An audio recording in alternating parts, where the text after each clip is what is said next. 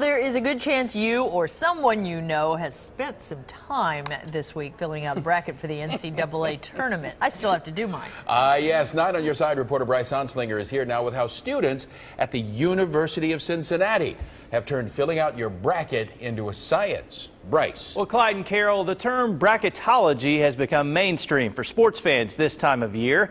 Think of it as a science of picking tournament games. And now it's something being taught at UC's College of Business. Got it for three. No, North Carolina State heads to the Sweet 16. The games are unpredictable. That's why it's called March Madness. Don't pick upsets early. You want the teams who are going to be in the Final Four.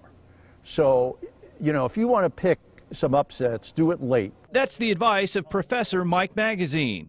He teaches a class at UC on bracketology. We go through a lot of mathematics in trying to show how we can take all of those 347 teams and say which ones will beat which ones. But filling out brackets is less than scientific for many. If you can't figure out which way to go, flipping a coin, I guess, is just kind of the traditional way of solving that problem. Magazine says brackets are fun for fans but bad for business. He says 2.5 million people fill out their brackets and watch games while at work, costing businesses $175 million in productivity.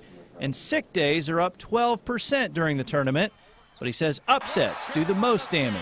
When there's an upset, it seems like that the team that wins was really happy and they want to go out and party, and the team that lost, who was expected to win, gets really down and they lose some productivity. Matt Johnson hasn't taken the bracketology class, but does his homework when filling out his bracket. Definitely strength of schedule, who they played previous in the year that were top 25 teams, if they've proven themselves. But even with all the scientific theories and poring over records, there's nothing that can predict a buzzer beater and a fantastic finish. And so what should you do to win your office pool? Well, Magazine says that the coaches with a history of success are a major factor in the tournament. And he says you can't just go by the seeds. If you do that, he says you'll probably end up somewhere in the middle of the pack. Clyde, Carol, and Steve?